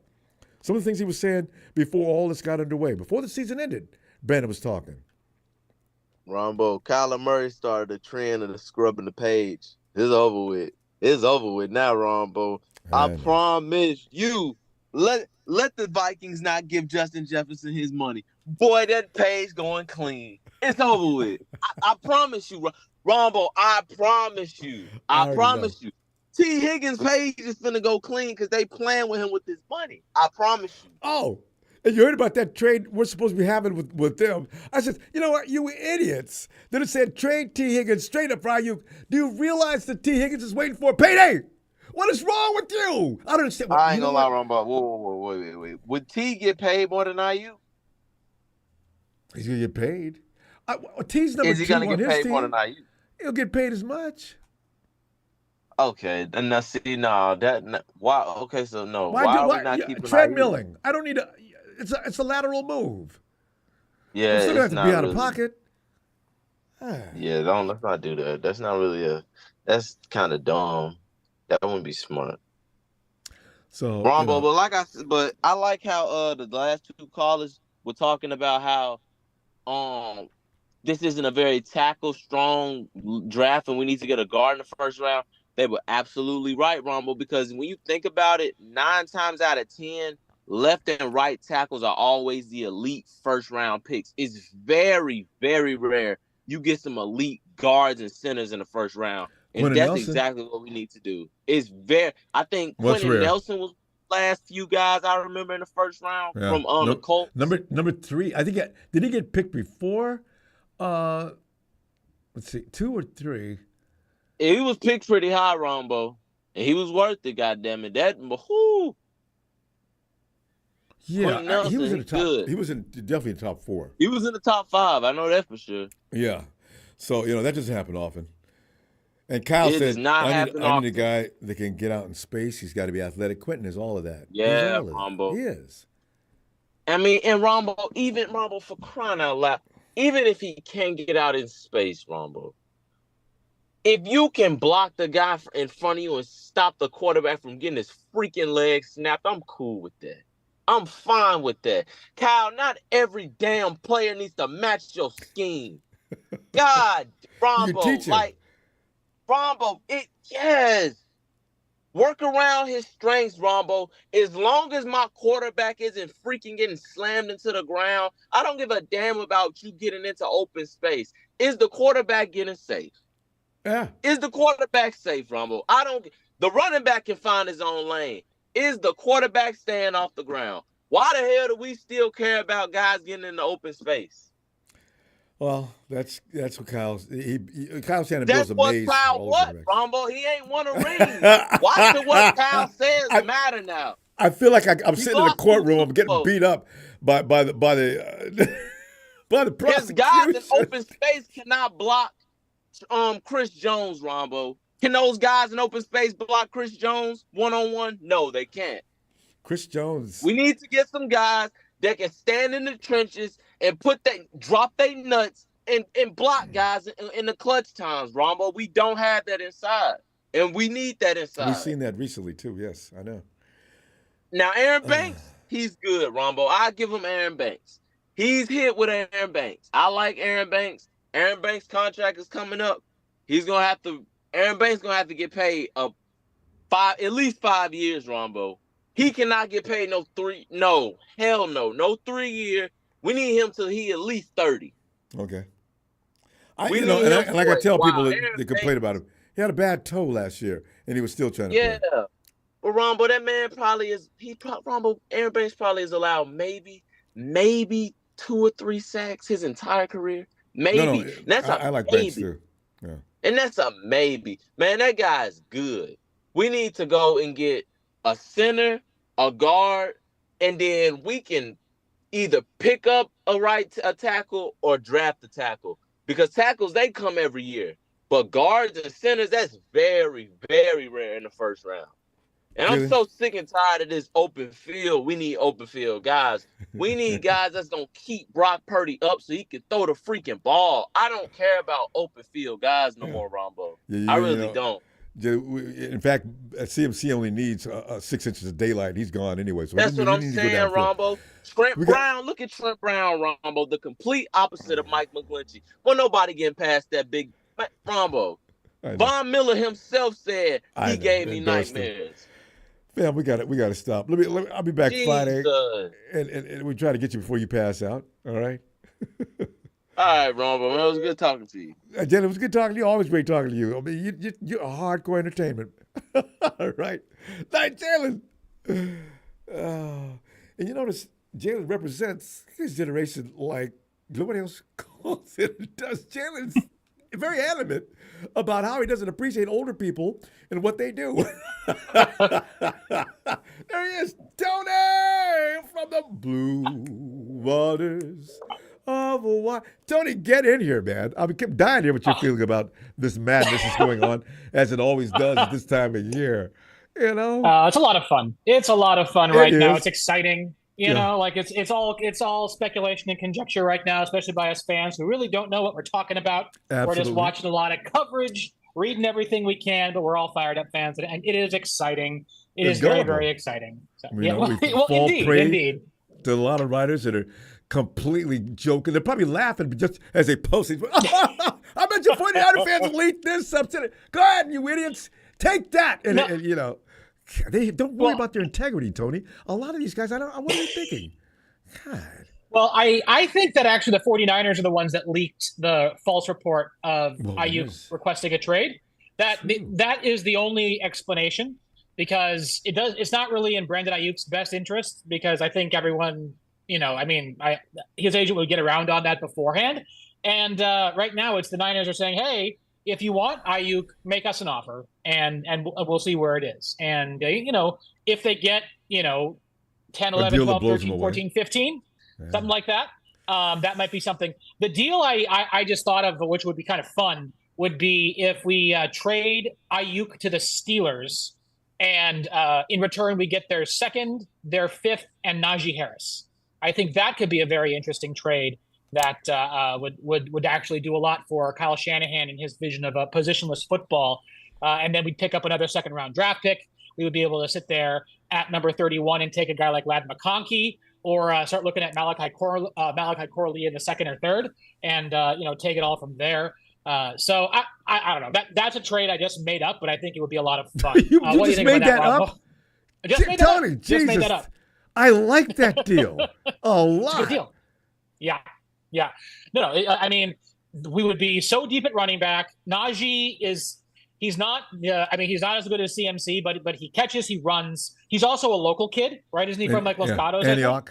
Something like that. Or Aiyuk, yeah. So, I if they could somehow, flip Aiyuk for some quality picks and Najee Harris, then we maybe could talk. But I just don't think any team is going to give the 49ers the right offer for that. And ultimately, we're going to go into training camp, and Aiyuk's going to be all dramatic, and not Aiyuk, but it's just, they'll get it done, or not, and he'll just play in the fifth-year option, one way or the other. But other than that, though, the other thing I'm hearing, everyone is saying, not everybody, but people are calling to draft centers early. That is music to my ears. Like when I was a kid and thought I could play football, which I couldn't, I always wanted to play center. I remember the days of the 49ers when we had Jesse Sapolu and like Bart Oates and like Godwin from the Saints at one point. We've had some really great centers. And unfortunately for us, Weston Richburg ended his career with an injury for us, or else he was supposed to be our center right now. Good too. Yeah. If he didn't get hurt, we would have won the Super Bowl in 2019, because that guy would have been able to call the right protections and have slid over and gotten on Chris Jones. But that's neither here nor there. My point being, we don't need to draft center in the first round. Honestly, there are going to be centers available in the fourth and the fifth round who are starting caliber. If you look at Dane Brugler's The Beast from The Athletic, his draft guide, he has, I think, something like 8 centers that he projects out that could be starting NFL centers, which is insane. which tells me do not waste a first or second round draft pick on a center. Wait till later. You know, I hear Jackson Powers-Johnson has some injury issues as well, and that's why he's kind of falling down boards right now. So, you know, if he had a clean injury report, clean medicals, Jackson Powers-Johnson, that might be the generational talent to take at 31 at center, but I don't think he's worth it from the injury point of view there. So, but you could let that slide, and I think too, because of how many centers there are, I think it's very possible a lot of the centers are going to fall late, especially with this many wide receivers. This tackle class that everyone likes a lot. It's not for all schemes. That's the thing. We can't draft all of the offensive tackles because they don't fit the Kyle Shanahan system, right? Mm-hmm. So some of the guys are just not going to work. So I'm going to say this just like I've been saying before. The idea, best player available, regardless of position, right? I mean, except for maybe quarterback, right? If the best player available is a quarterback, call somebody and say, hey, let's trade down so you can take this quarterback. But really, take the best player available in the first round. If that's a wide receiver, as Matt Mayoko is saying, don't rule out the Niners drafting a wide receiver at 31. You know what? I could see Ladd McConkey being drafted by Kyle Shanahan at number 31, right? So there's plenty of options there. And just key thing is just don't reach. Tony, is McConkey a big guy? McConkey is he's a good hands guy. But he plays for Georgia, I believe. Someone in the chat, please correct me on that one there. But no, he's more of a. I guess he can play X. I guess speed isn't exactly his thing, but he runs routes and he has good hands. And he's falling in a lot of people's mocks that late first, early second, and he's a guy who I think that Kyle Shanahan might like. The guy I really want him to get though is really Malachi Corley, and the reason why you look at what Shanahan's doing. Bringing in CMC, drafting Debo, even look at Kittle and Juszczyk, right? Tough guys. These are guys who can play positionless football. Yep. Malachi Corley is similar to Debo in that he's built like a running back, but he plays wide receiver and is good with the ball in his hands. I think Kyle wants to be multiple and safeguard the team against the Debo Samuel injury because he is amazing, but he does have the propensity to get hurt. So, if we can find another guy who can fill that void, who's better than what Ray McLeod was, then I think that would be a very good option for us to take a look at. Again, I am not above trading back up into the second or trading back from the first into the second if there are 10 players who they have like those like good grades on that they could pick up in the second. I'd rather take more second round draft picks just because and getting up into the higher rounds, second and third round.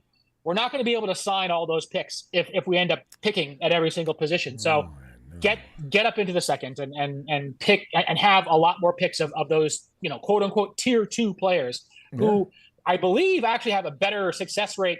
They tend to be better a lot of them tend to be better at NFL players than a lot of the guys who are reaches and busts in the first round. And that's all over the league.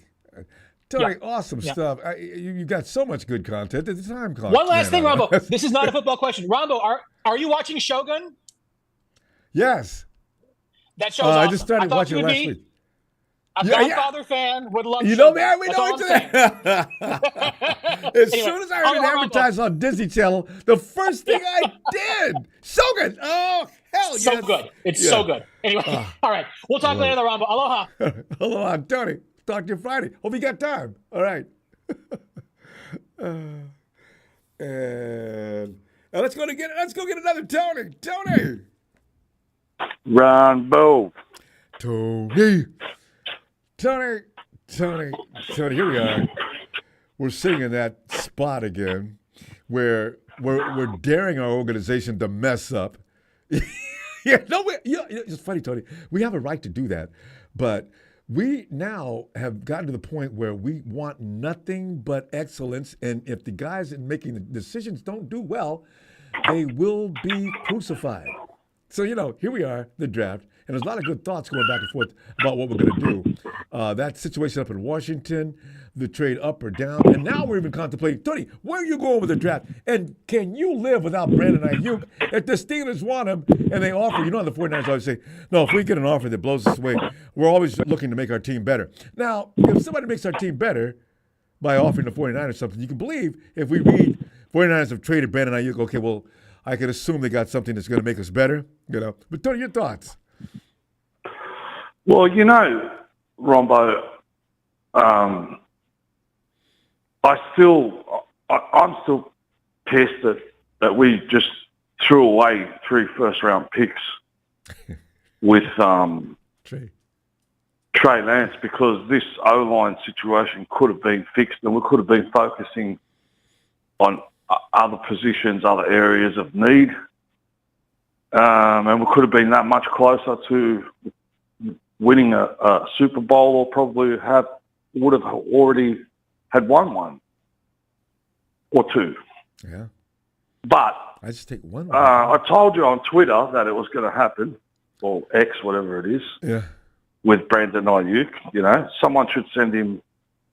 I'm not in America, so I don't know, but someone's bound to know where he is or where to send it. But someone should just send him a maxi pad. You know what I mean? And a skirt. I didn't see that coming. And if there's always someone better than you, we know how good Brandon is, Ronbo. We know that. Everybody knows that. But I think there's a little tiny area in the back of my mind that everyone's might have overlooked, and I could be totally out of line here, is his relationship with Shanahan 100%. Is that the reason why he wants to leave the 49ers, or is it for other reasons? Nobody knows. You're talking about Brandon Aiyuk, right? Yeah. Yeah. Is the reason why he wants. Are we sure he wants to leave? Well, we don't know. We're speculating, but he's acted like the rest of the little girls and took down his page, right? And if it was up to me, $1 billion organisation, what I would do to piss everyone off and make a statement throughout the league, I would get someone that's almost, even if he's almost as good as him, and I'd pay that guy, all right, more than what I would have paid Brandon Aiyuk, and then say in the press conference, we don't need that sort of stuff here. We need maturity. This is a professional game, and we don't want. We're not a circus, mate. All right. Yeah. If you want to join the circus, you know where to go. Mm. It's a professional team. It's got a history. It needs to be respected. Okay? And this acting like little girls, well, you're going to get treated like one. Mm. Right? Here's your skirt. Here's your goodbye. See you later, buddy. Yeah. I'll pay someone that, and make an example out of you. So then the next person that comes to the 49ers knows, listen, these people are a serious team. All right? Just keep your mouth shut. Be a man. All right? And you'll get paid. You'll get paid. No need to involve your girlfriend and this and that. And are you going to involve your girlfriend, Ronbo, if someone picks you for a fight out in a nightclub as well? Yeah, that's absolutely. You know what I mean? Yeah, but come on. Yeah, Tony, the problem is this generation is pretty much carbon copies of each other when it comes to attitude about they want everything now. That generation doesn't have any time to spend going back and forth. Their attention span is kind of shorter now than it was 20 years ago anyway, right?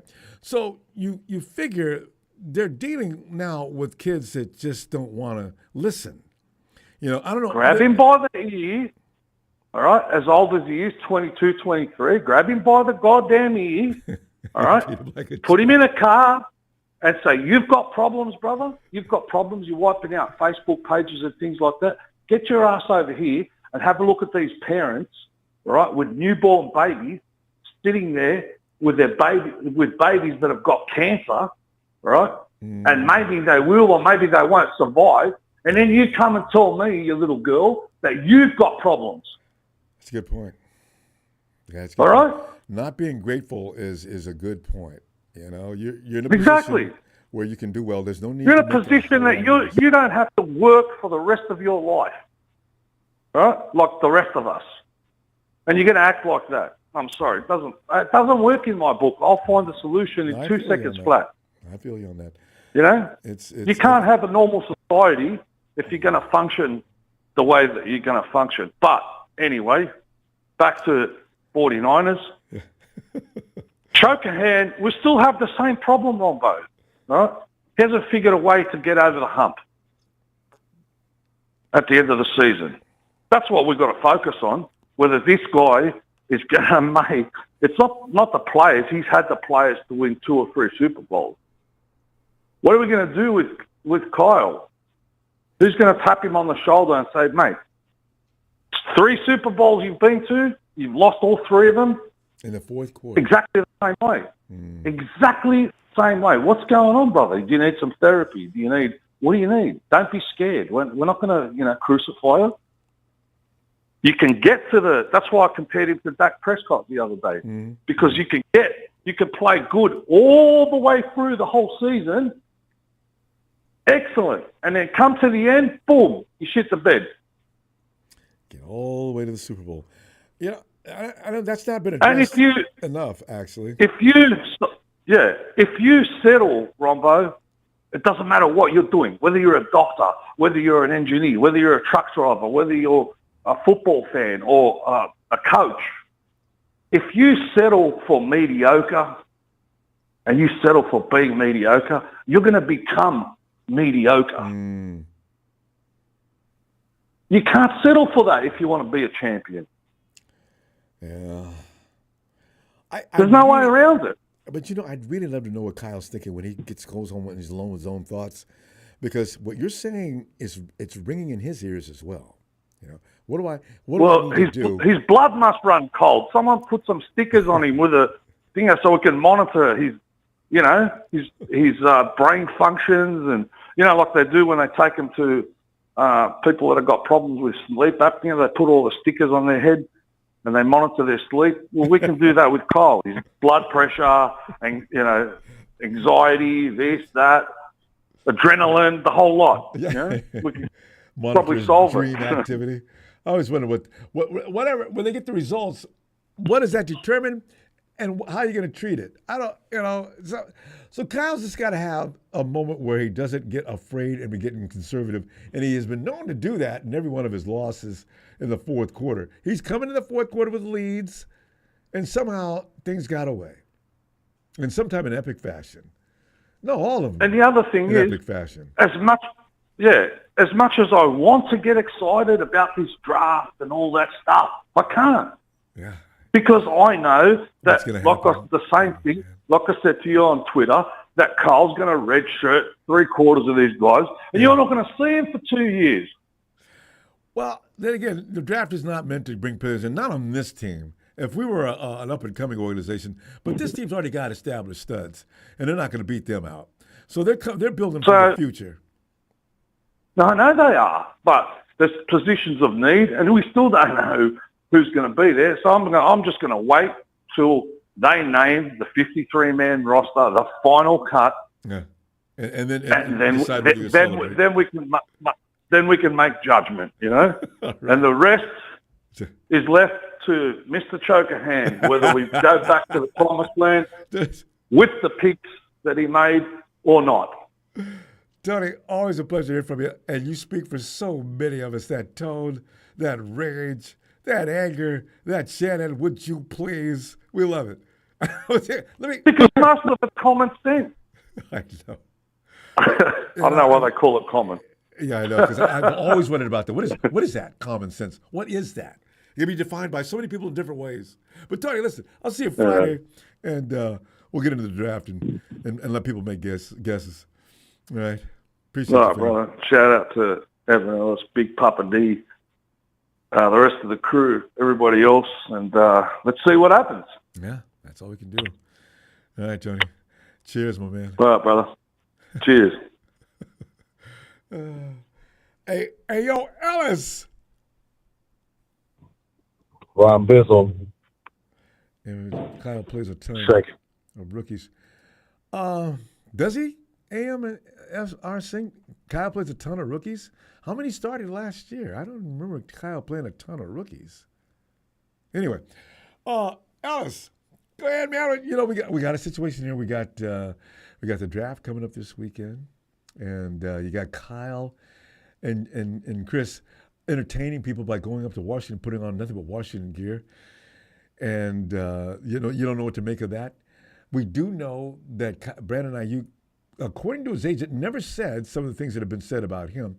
So people getting mad at Aiyuk and attacking him on and having him block people because they're saying all kind of nasty things to him. Because, Ellis, nobody has any sympathy for millionaire football players or professional athletes who think they're not getting paid enough. Did you notice that? Now, if they came to our job, any one of us, and getting whatever we're getting paid, and say, no, I don't know that he's worthy of all that. I mean, if he has that big of a problem, then maybe he should just be let go. See, because they put their lives on the line on every snap. A lot of people lose sight of that fact. Football players are in danger on every snap. Their career could end just like that. But Ellis, what are you thinking here as far as the draft goes and where we going with the picks? And is Brandon Aiyuk, tell him, is it being the truth being told that he never said he wanted to be traded? Do you believe it? Well, it sounded like his agent said, find a better, more credible source or something like that, just to, he said that, kind of diminish, the credibility of whoever, said what this alleged request for a trade. Yeah, his name is John Francella. Yeah. So nobody knows you, John. Yeah, not now. And 49er fans are going to ignore you from now on. So. Yeah. I mean, I don't believe it. I don't think he's going to take the Debo route.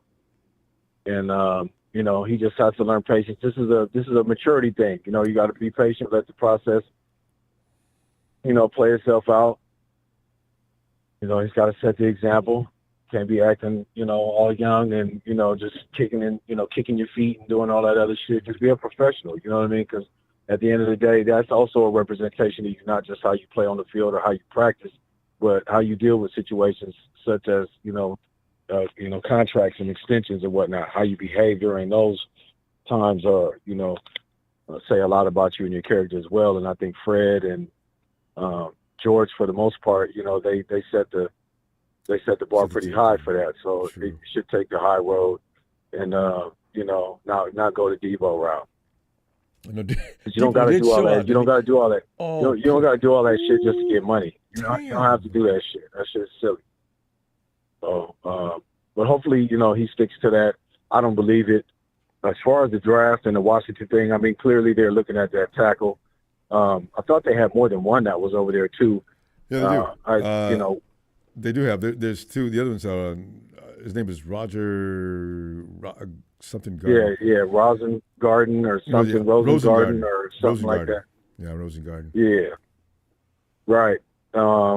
So I mean, if they'll probably go get him maybe at 31, and then probably get another tackle. How many second round picks do we have? Is it just one? Just one. We got a multiple amount of fourth round picks, but we got one first, second, and third, and then we get a lot of fourths. I don't know about fifth and sixth round. We may have a couple of those. Yeah, I think we got a couple of those, and I think maybe still one seventh round pick if I'm not mistaken. But that's it. I just realized I think we're towards the end. I think we're in like the last 10 picks before the last pick of the draft. I think we're like in that as far as our seventh round. Well, look, get the guard. I mean, get the tackle. Get the best offensive tackle that you could find, preferably a right tackle. It would be nice if we could get a left and a right tackle, a really good one. I don't think that's going to happen. The only way I think that would happen is if we traded one of our key guys. In this case, it would be Debo or Brandon Aiyuk, and got up in the draft a little higher so that we could go and scoop another tackle. Maybe, there's some centers in there, but I think maybe those will probably come between the four, because you don't just go all crazy on guards and centers and all that stuff in the first, 2 rounds, unless these guys are just, unless you are that desperate and they really, really just are, incredible, and you plan on them coming right in, their spot, they are filling a spot, you know what I mean? Like immediately.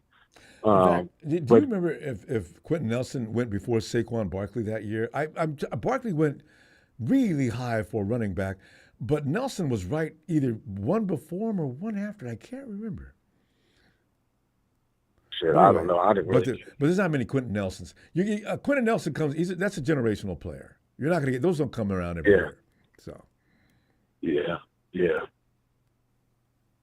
But I mean, they're making it blatant. So if they did all of that just to not, not pick the guy Rosengarten, and that's. I mean, I don't know. You go through all of that to go there, and you wear the Washington gear and all that for nothing. I think that's pretty theatrical. Well, they got a couple more players. They got 4 or 5, but they got some wide receivers. They got a wide receiver or 2. They got an edge. They got Penix over there. Yeah, they don't need that. They can get that somewhere else. But maybe you got to take a look. They didn't watch him work out though. I mean, I saw him run his 40. He didn't look. He gives me Mike McGlinchey kind of vibes and stuff, and so I'm not really too impressed with him. I like guys that are able to move around, that have a really that are really good, like multi-sport athletes. You know what I mean? Guys that wrestled, that played maybe basketball and played football, that know how to use their upper and lower body in different ways. Good point. And that aren't just big big trees and shit that stand up all day and move around a little bit, got very little lateral motion and can maybe hold a guy for a few seconds. Like that's kind of what I got what we got out of from Mike McGlinchey, and I don't want that. So I hope that they're going to make some good decisions with this offensive lineman, because it's crucial for us in years to come that we have some guys that could start, getting cemented into the offense, getting acclimated with what we do, learning behind Trent, and, probably coming in and actually starting this year. I mean, whoever they're going to pick, if it's an offensive tackle, it's likely going to be a right tackle, and they'll probably be starting. They'll probably look for them to come and take that spot from Colton. It'll be Colton's job to lose, since they decided to re-sign him. And then, if he does lose a spot, at least he'll be there to, be there as a backup or whatever, because, he hasn't really impressed. But I know that it took him a while to get adjusted. And, I don't think they just wanted to get rid of him like that. But, there's always – and then filling the guard position. And, I think the offensive line, though, is going to be like at least 2 or 3 out of the first 5 picks are going to be offensive linemen. You know what I mean? 5, 6 picks. Well, 6 picks. Let me see. Ellis, hold on a second. Let's get rid of a couple. Get these back-to-back Jim Everett's. That's fake. Let's go. There you go. Yeah, the wrestled in high school. Yeah. Fake value. Yeah. Okay. Yeah, over there clowning. Huh? Trash, cluttering up the place. Circus over there in the chat, but. Yeah, man. Anyway, it's going to be interesting to see. I don't like somebody who was that pointed out a little while ago. We either be delighted on draft night or totally raging. It never works any other way. There's no in between. You're going to be either happy or we're going to have to hear about Howie over in Philly doing better than everybody else, because they do this every year. The same teams do the best picking every year. It's amazing. But you know what? This year they could get beat by the Texans. The Texans are building a machine because they can. Incredible. But we're going to have to go the way. Incredible. Because we're gonna get into that and go for 2 hours. But let's have a see Friday. Yeah. No, definitely, fam. Thank you for the platform as always. Thank you. Fam. Shout out to the faithful. Hit that like, subscribe, man. We always love it. We look forward to you. I love y'all, man. I love y'all. Everybody, stay safe and let's get ready, man. Let's keep our fingers crossed. Let's get some good picks this year, and get the right picks. Exactly. All right. Right. Shout out to that squad, and I'll see you Friday. Yes, sir. Right, Thank you. Peace. Let's go to Tony ATL. Tony, all the Tonys showed up tonight, didn't they? Ronbo, good evening. How are you this evening? Tony, it's good. It's nerve-wracking time because the decisions that are going to be made here very shortly are going to impact the team for a long time, as they always seem to. Kind of scary, huh? Yeah, Ronbo, there's a lot of good offensive linemen in the draft. I did some research for you. I got 7 tackles. Let me see. First round, how many are going to go in the first round? I think maybe 6 of them might go in the first round. Whoa! And then I got 6 interior linemen. I'm going to read off to you a few at a time, and then you can just intervene whenever you want. Tony, that's 12 offensive linemen in the first round. Are you talking about 6 offensive and 6 interior linemen as well? I mean, as far as no, not in the first round. These are just the 7 best offensive tackles, and I got the 6 best interior linemen. I think as far as the offensive tackles, I think 6 of them will go in the first round. Yes, on the offensive tackles. The interior, I say 1, maybe 2. That Jackson Powers Johnson out of Oregon that I told you about in your last show. I like him. The center, he play guard. They got him rated as the 2nd best interior lineman, though. I think he's the best. Oh. There's a guy out of Duke named Graham Burton. They have him ranked as the best interior lineman in the draft. He's a left guard, 6'6", 306, senior out of Duke. They got him as the best interior lineman in the draft. Tony, what is the criterion of which are they judging mobility, flexibility, coordination, reflexes? How are you gonna tell me this guy's much better than this one? I think sometimes the programs have a lot to do with it, even though it doesn't. Sacks that they give up, like you said, mobility, agility, penalties or lack of penalties, things of that nature. It's a lot that goes into it. That's an important stat. How often does he stay disciplined? Because that's an important stat. Okay. Because on those 6 interior linemen, Ronbo, 1 of them went to Duke, 1 of them went to UConn. Duke? And you got a Kansas State and a West Virginia guy in there. I didn't know Duke had a football program. What? Duke's Go ahead. Y'all drafted a lineman in the first round from Duke a few years ago. Remember that left guard? I can't think of that guy's name. Left guard out of Duke. Yeah. He was. But anyway, in the first round, they got a program, so apparently they do come up with a few good players. I wonder what team sends the least amount of players to the pros, because some of the Ivy League schools, I would imagine. Yeah. But when they do, in some of those smaller conference schools, because you're not seeing any big time competition, you can't grade them, right? And Ronbo, here's a weird thing that I found out on all the offensive tackles, the 7 offensive tackles I have listed. Every last one of them are juniors. Every last one of them, no seniors. They're coming out. Yep, Joe Alt. And lots of seasoning. That's the best thing. Yes. Yep.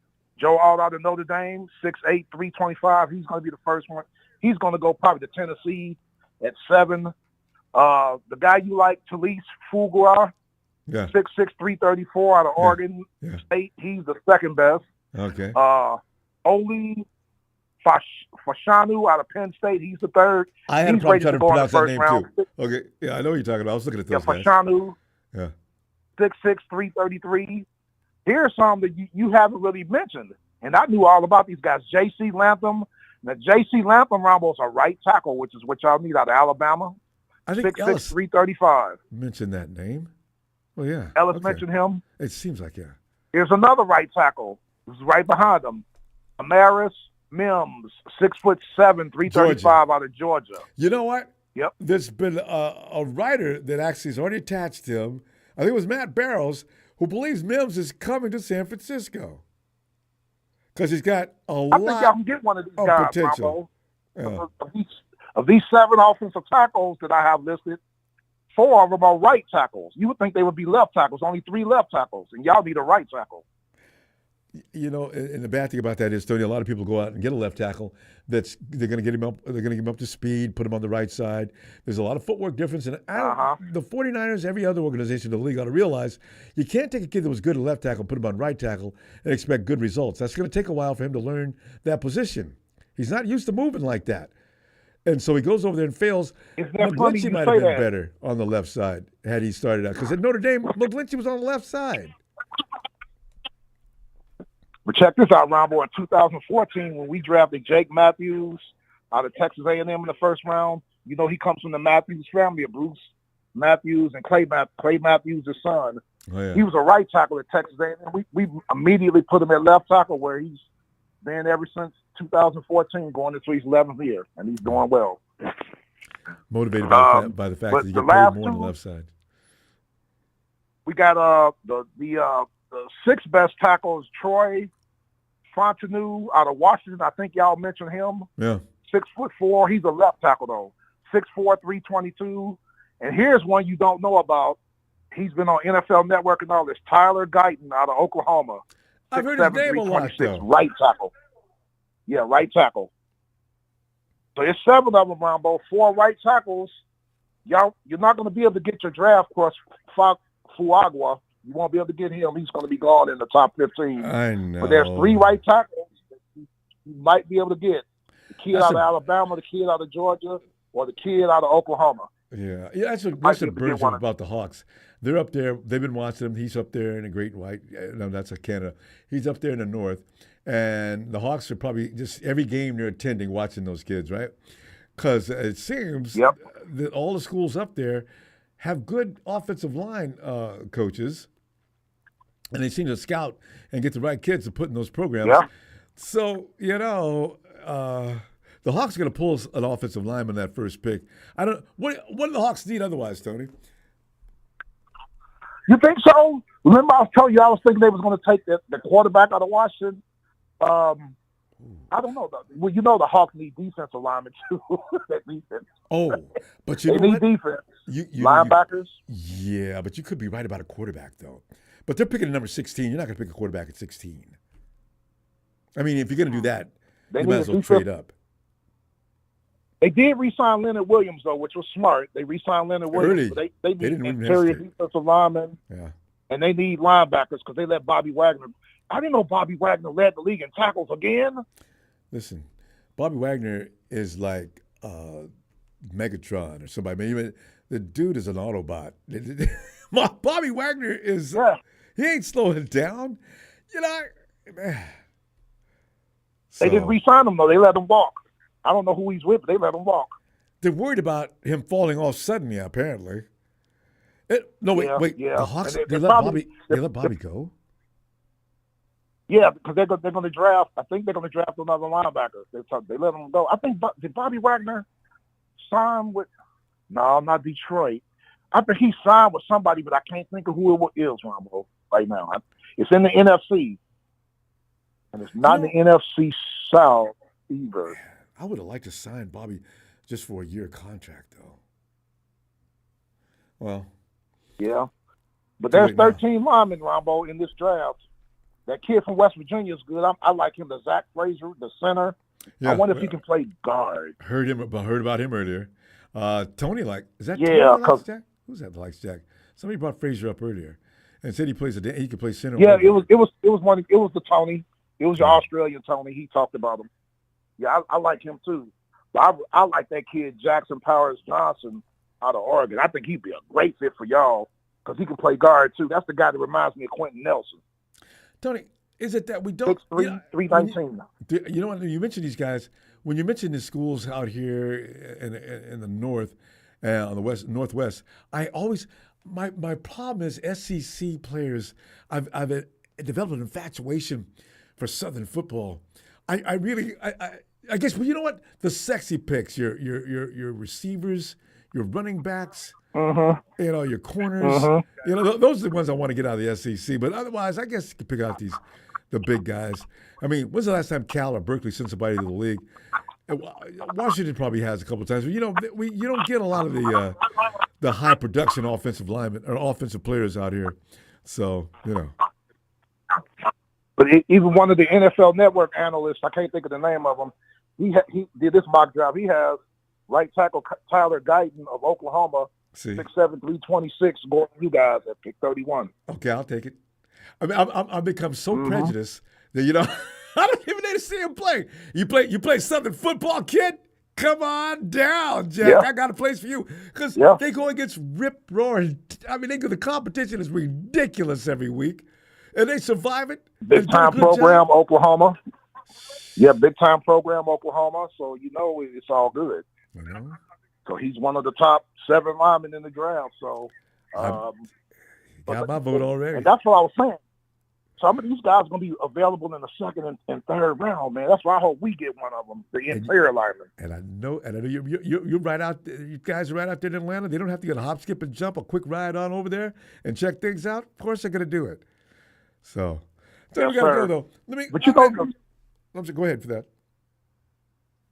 The weird thing is, Ronbo, I ain't seen no Boston College or Wisconsin linemen. You know I like them Boston College and Wisconsin linemen, too. Notre Dame, yes, but not this year. They got one guy I heard talked about, Notre Dame.